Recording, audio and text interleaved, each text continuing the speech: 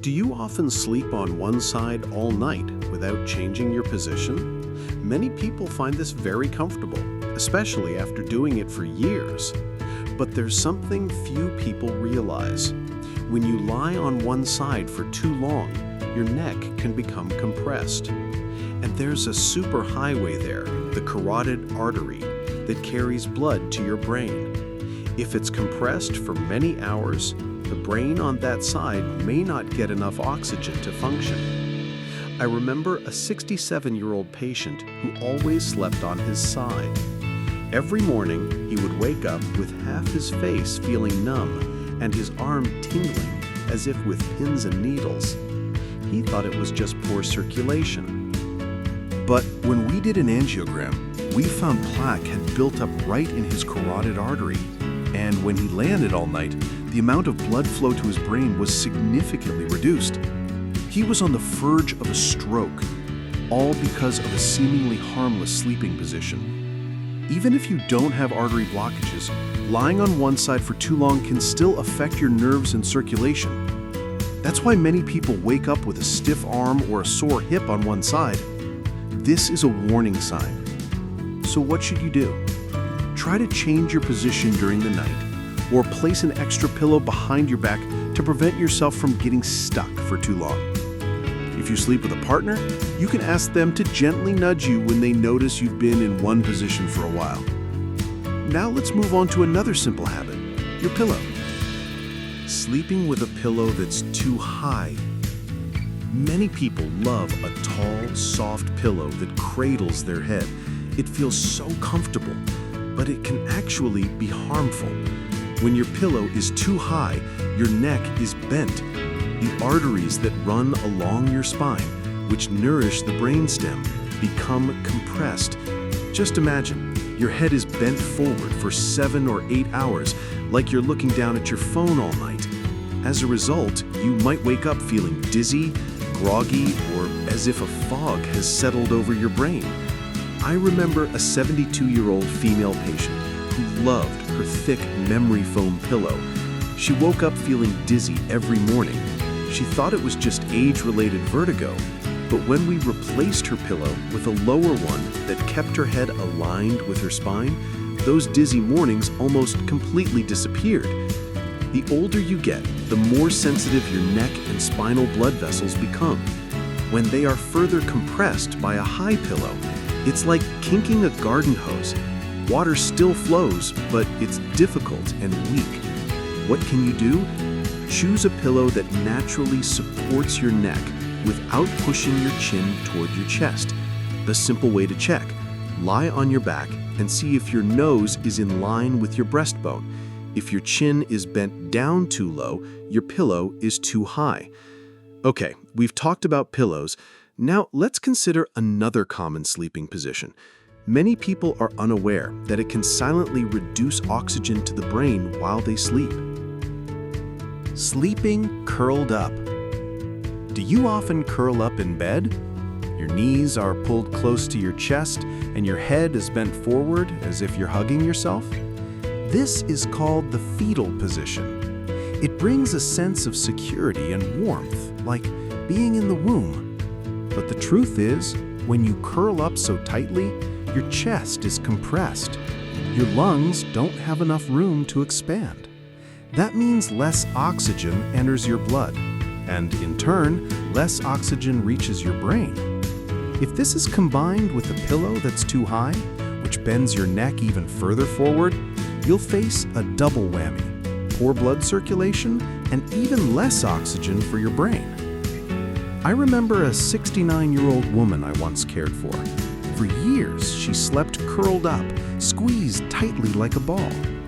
Every morning, her fingers were numb and her head was spinning. We tried changing her diet, increasing her water intake, and even medication. Nothing worked until she changed her sleeping position.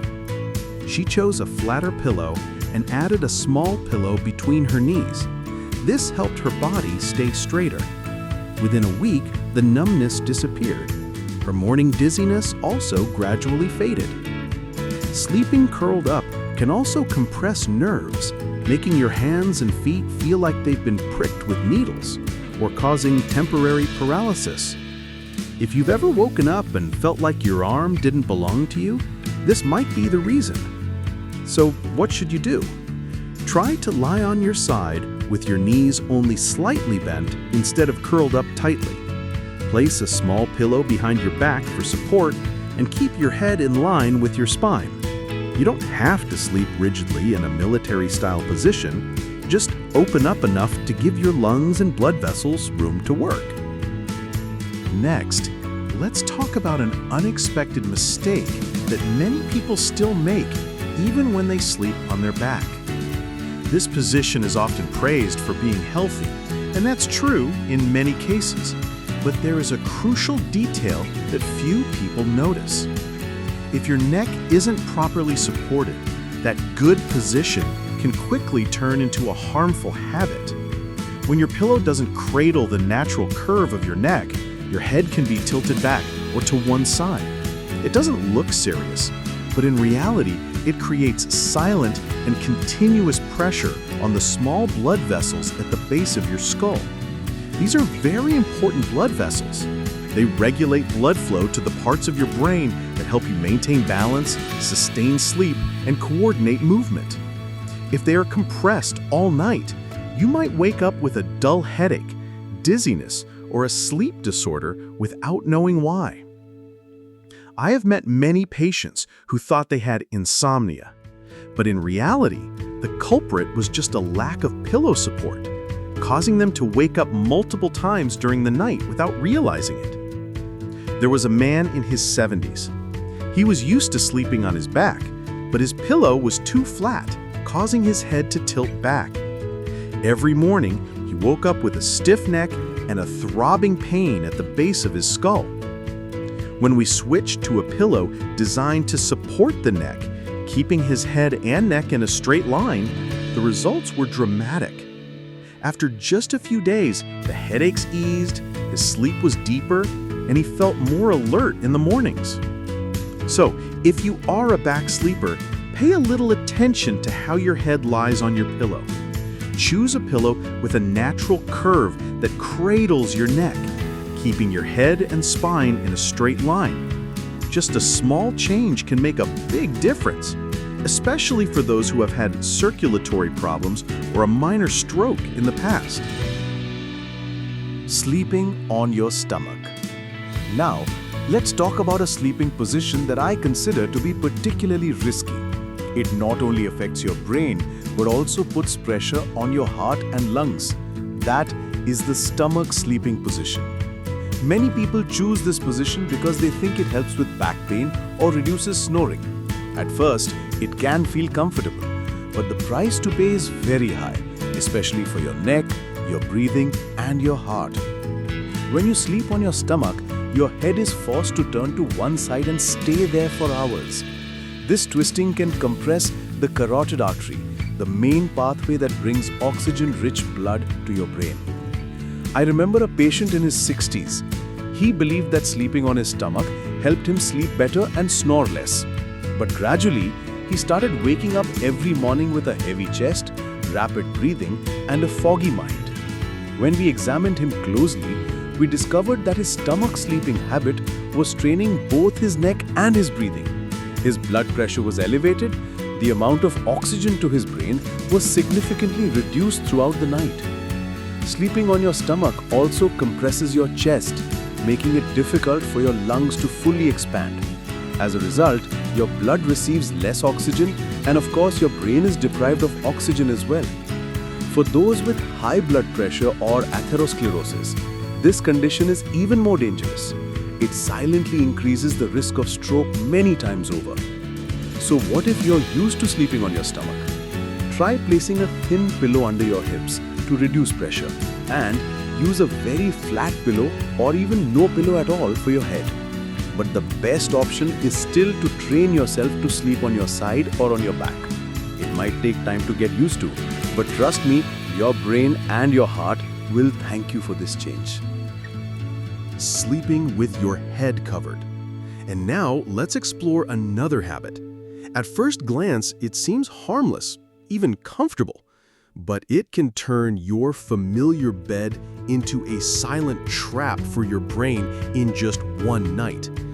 This is a habit that many people find so warm on cold nights, but it can silently put your brain at risk. That is, sleeping with your head completely covered by the blanket. It sounds harmless, it even brings a sense of comfort and safety. But when you pull the blanket to cover both your nose and mouth, you are actually rebreathing the carbon dioxide you just exhaled. The amount of fresh oxygen is therefore reduced, and you have unintentionally created a small greenhouse full of stale air.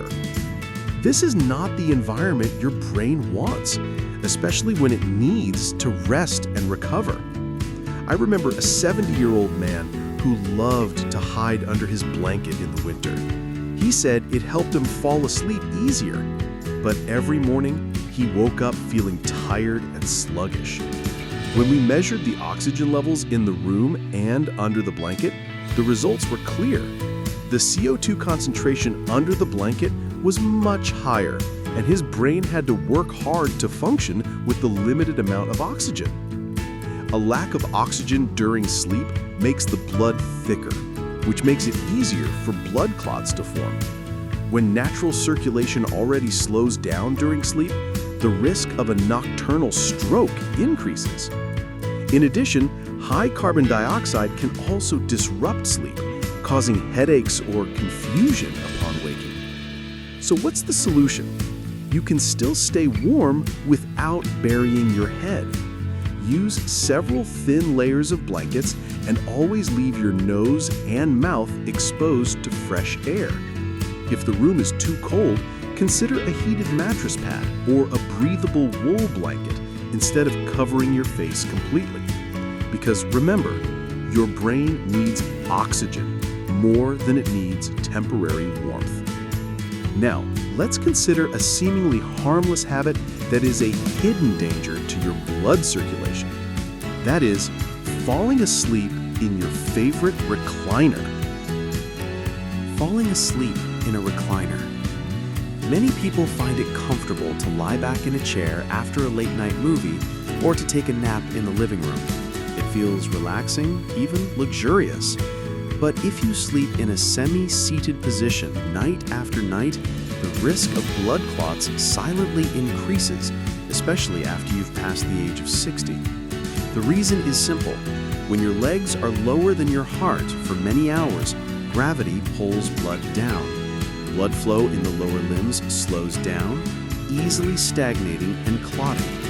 In particular, blood clots can form in deep veins, a condition called deep vein thrombosis, or DVT.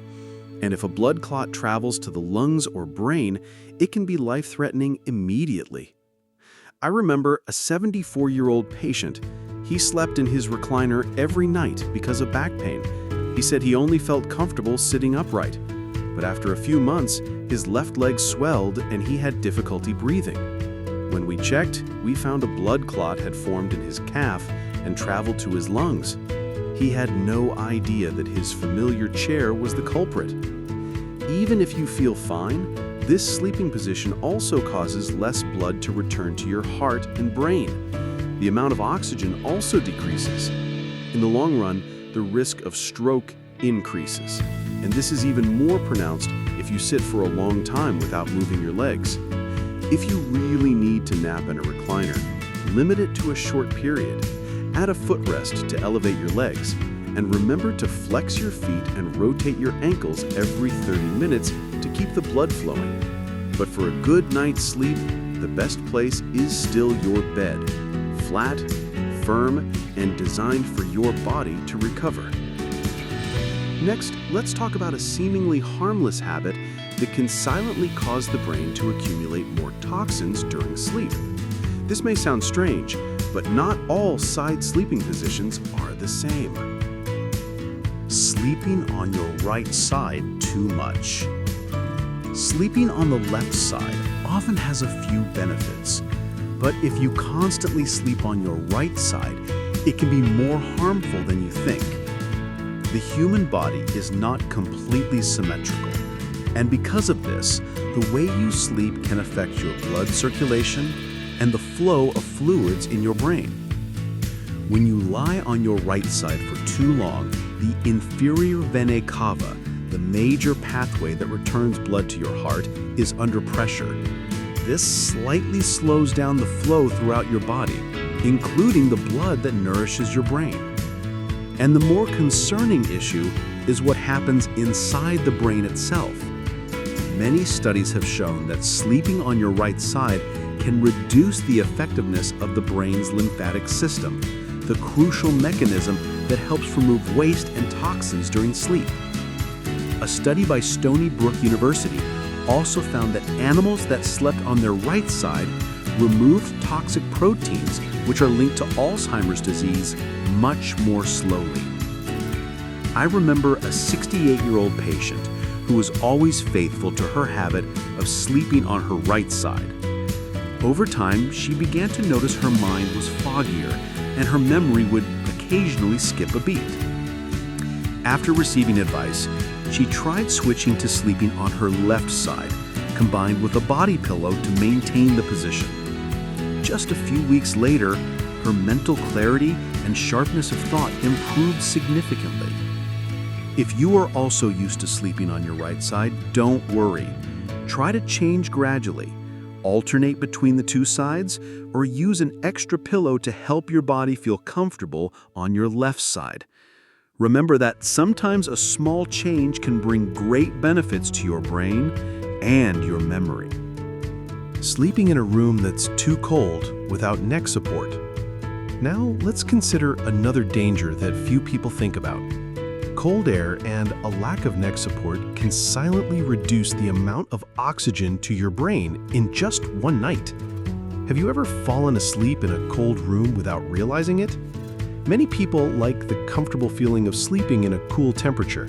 A little coolness can indeed lead to deeper sleep. But if the room is too cold and your neck is not supported correctly, you could be setting yourself up for a night of poor circulation. And sometimes, the risk of stroke increases because of it. Science explains it this way. When it's cold, blood vessels constrict to keep the body warm. But if this constriction happens around your neck and head, the flow of oxygen-rich blood to the brain will be restricted. If your neck also lacks pillow support, the blood vessels can be bent or stretched, making the situation even worse. I once had a patient, 66 years old, who loved to sleep near an open window, even in the middle of winter. Every morning, she woke up with a stiff neck and severe headaches. After changing her sleeping habits, adding a neck support pillow and keeping the room warmer, the symptoms significantly improved. The important thing here is balance. A room that's too cold, combined with a bad sleeping position, can turn into a silent threat in just one night. Your muscles tense up, circulation slows down, and your brain doesn't get enough oxygen to recover. So what can you do? Keep your bedroom at about 65 degrees Fahrenheit, or about 18 degrees Celsius. If you often feel cold, use a thin scarf or a soft neck wrap. And most importantly, choose a pillow that naturally supports your cervical spine. You want to feel cradled, not stretched. Remember, sleep is not just for rest. It's when your brain does its most important work: recovery, repair, and regeneration. But there's one thing many people overlook. The way you sleep can either help that process happen smoothly or silently hinder it. The position of your head, the angle of your neck, even which side you lie on, it's all more important than you think. The best part is that you are completely in control. With just a few small adjustments, choosing a better pillow, switching sides, or breaking a few bad habits before bed, you can protect your brain all night long. So tonight, before you close your eyes, ask yourself a few simple questions. Is my neck supported? Am I breathing comfortably? Is my spine in line, or is it twisted? These silent checks are a strong barrier that can help you avoid stroke, prevent brain fog, and wake up in the morning feeling whole and healthy. If just one idea in this video resonated with you, Leave a comment with the number 1 to let us know you're listening. And don't forget to subscribe. Here, we will continue to share smart sleep tips for your brain, helping you live healthier, age more gracefully, and protect your most valuable organ, your brain. I wish you a peaceful and gentle night's sleep. You deserve it.